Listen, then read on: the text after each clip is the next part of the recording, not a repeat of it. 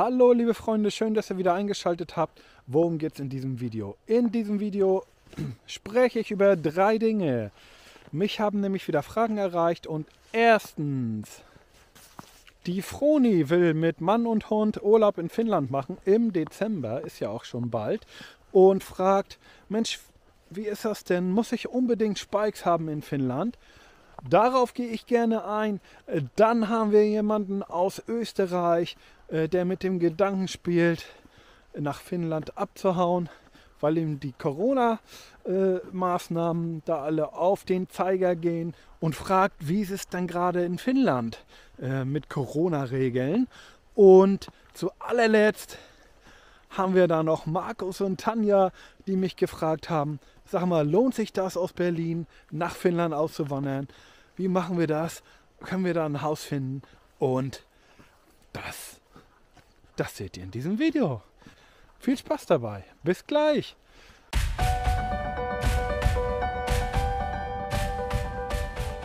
Das sind die Themen im heutigen Video. Und wenn ihr noch Fragen habt oder einen Videovorschlag, schreibt mir einfach in die Kommentare, haut mir das da rein. Ich mache, was ich machen kann, um eure Fragen hier zu beantworten. Ich fahre auch irgendwo hin, wenn ihr das wollt.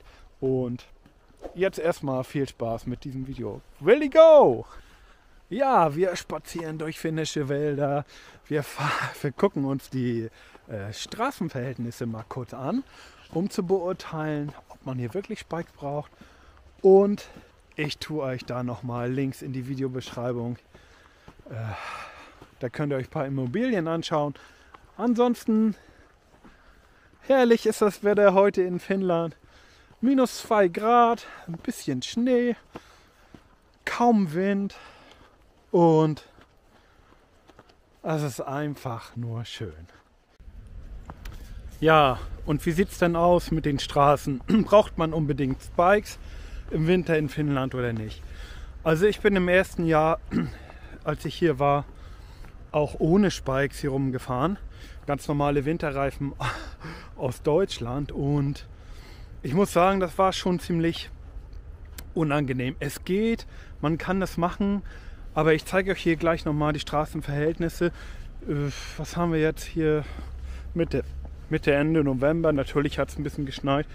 Und ja, die Straßen werden geschoben, klar, aber es wird einfach fest geschoben, weggeschoben und die Oberfläche ist halt glatt. Und nicht überall wird da Sand drauf gestreut und schon gar nicht Salz. Salz nur auf Autobahnen in Ausnahmefällen. Aber ansonsten ist das schon vorteilhaft hier mit Spikes, ne? Ich zeige euch das Ganze mal. Ich zeige euch mal, was ich meine. Also, so, das ist der ganz normale Straßenzustand hier, Mitte November. Und hier ist noch nicht der große Winter. Hier ist gerade mal -2, 3 Grad und hat ein bisschen geschneit. Aber ja, und so sieht's aus. Das wird einmal morgens weggeschoben und der Rest wird platt gefahren. So sieht's ja in Finnland aus, ne?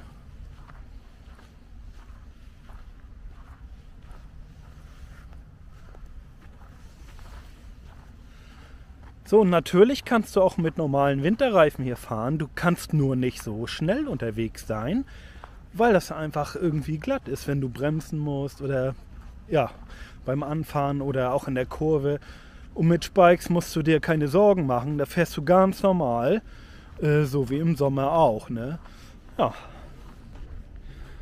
Ich kann ja jetzt vom Auto aus noch ein paar Aufnahmen machen, wie das hier so ist.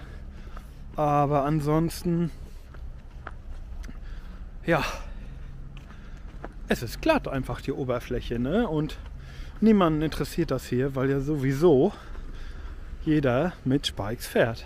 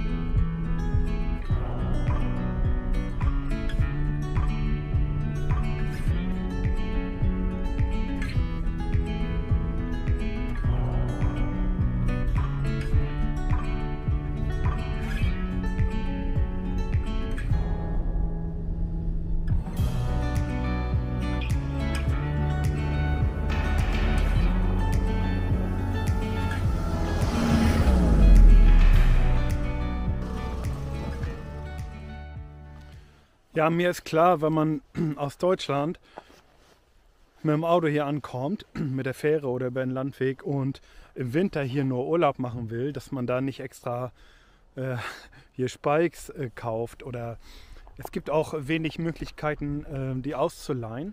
Das Einzige, was ihr machen könnt, ist natürlich direkt hier einen Leihwagen zu nehmen, weil die sind dann selbstverständlich mit Spikes ausgestattet. Ja, ansonsten, ihr seht ja, wie es hier aussieht. Man kommt gut durch und mit Spikes ist aber besser. Das ist sogar auf dem Dorf so üblich. Also geschoben sind die immer. Also Schneeketten braucht man wohl kaum, um jetzt irgendwo rauszukommen.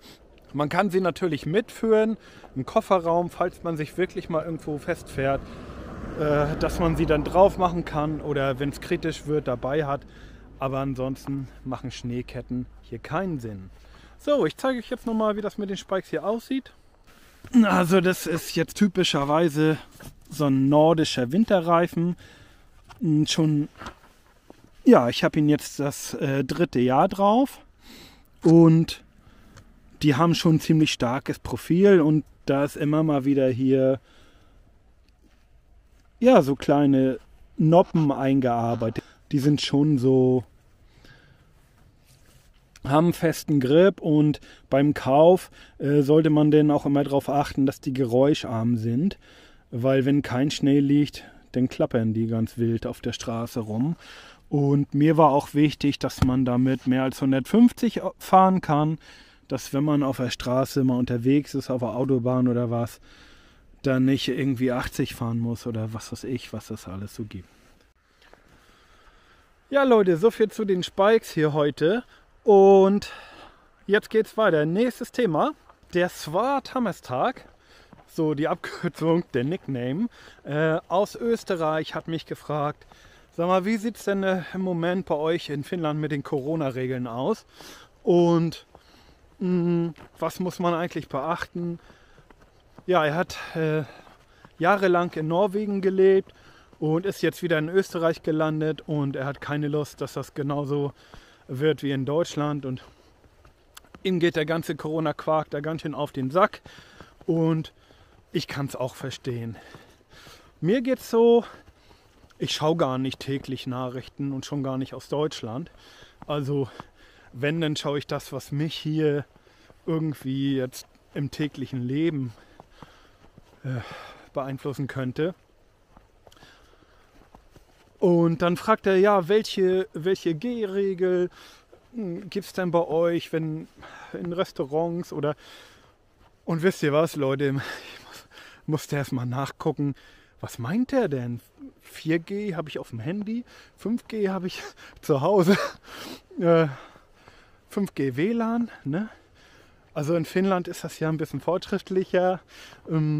Selbst auf dem letzten Dorf, im letzten Wald, kannst du über WLAN 5G empfangen. Weiß ich nicht, warum Deutschland das nicht hinkriegt. Aber das ist nicht das Thema. Er meint damit irgendwie geimpft, geheilt, genesen oder sowas. Und Leute, tut mir leid, aber mit so einem Quatsch können wir hier gar nichts anfangen. Erstmal ist das sprachlich ja überhaupt gar nicht angesagt, hier in Finnland mit dem G zu arbeiten. Deswegen gibt es dieses umgangssprachliche G-Kram hier nicht. Und zum Zweiten, ja, wie sieht's aus? Also im Moment ist es wirklich noch so, man kann hier unbeschwert leben. Ich selbst habe jetzt keine Einschränkungen. Ich gehe täglich einkaufen. Maske mache ich drauf, wenn es irgendwie sehr voll ist oder ich ein bisschen Schnupfen habe oder so, um andere jetzt zu schützen. Aber meistens mache ich das auch gar nicht. Man muss es nicht. So Impfpflicht gibt es hier auch nicht. Und ich glaube auch, dass das hier in Finnland nie so weit kommen wird. Und die Gängelung der Bürger mit sonstigen Mitteln, da halten sich die Finnen immer sehr zurück. Ich weiß, irgendwas mit Corona-Passi wird hier auch gerade diskutiert. Aber das hat ja ganz andere Größenordnungen. Ne? Das ist wirklich, weiß ich nicht, zum Reisen oder für Großveranstaltungen oder whatever. Aber jetzt im Moment, jetzt hier, 2021, was haben wir? Irgendwie 23. oder sowas, November, gibt es im Moment keine Impfpflicht. Du musst nirgendwo irgendwas vorzeigen, wenn du einkaufen willst oder ins Restaurant gehst. Ich gehe ab und zu mal Buffet essen hier bei ABC oder Pizza Buffer. Ist jetzt nicht so der Knaller, aber ab und zu muss ich das mal haben. Und ich habe da bis jetzt keine Einschränkung festgestellt. Das heißt, ich kann hier ganz normal leben. Ich gehe ganz normal zur Arbeit und auch da wird nicht gefragt, ob du geimpft bist oder nicht. Und das bleibt wohl bis jetzt hier noch jedem selber überlassen. Ob sich das mal irgendwie ändert, kann ich heute nicht sagen. Und wie gesagt, das Video ist ja noch ein paar Tage drin und zu den aktuellen Zahlen sage ich immer nichts. Da tue ich euch den Link in die Videobeschreibung, guckt da gerne nach. Und ansonsten kriegt ihr auch immer mal neue Infos auf der Homepage finlandclub.com. Ne, hin und wieder gibt es da mal einen neuen Artikel oder ich verlinke euch was Spannendes da. Schaut euch da einfach mal um. Ansonsten habt ihr natürlich auch jederzeit die Möglichkeit, mir eine Mail zu schreiben. Das wird in letzter Zeit sehr häufig genutzt. Kann manchmal ein paar Tage dauern, seid mir da nicht böse. Aber ja, ich freue mich trotzdem immer über Nachrichten und das gibt mir auch immer wieder ein Videothema. Und ich kann jetzt mit euch hier durch die Gegend fahren und euch lustig Finnland zeigen. Aber ich finde, aktuelle Themen zu bearbeiten und Fragen von euch zu beantworten, das ist doch irgendwie auch eine gute Sache, ne? Ja, wie ihr seht, hat es hier ein bisschen geschneit. Mitte, Ende November ist ja auch normal in Finnland und hier auch sogar im Süden. Wer es noch nicht weiß, in Kanta-Häme bin ich zu Hause, rund um Hyvinkää und Co. Das liegt noch im Süden, grenzt an Uusimaa und ja, ist irgendwie eine Dreiviertelstunde Autofahrt von Helsinki entfernt. Oder eine knappe Stunde, sagen wir es so. Ja, so sieht es aus in Finnland. Dann hat mich noch eine weitere Mail erreicht. Und zwar von Markus und Tanja aus Berlin. Und Markus und Tanja aus Berlin spielen mit dem Gedanken, nach Finnland auszuwandern, weil Berlin einfach auch ein bisschen laut geworden ist. Kann ich gut verstehen. Ich habe das letzte Mal Urlaub 2019 in Berlin verbracht. War total geil. In der Nähe des Olympiastadions. Ja, haben wir Metallica besucht im Live-Konzert, was ja 2019 noch total möglich war. Tue ich euch einfach mal einen Ausschnitt hier rein. Das ist so geil.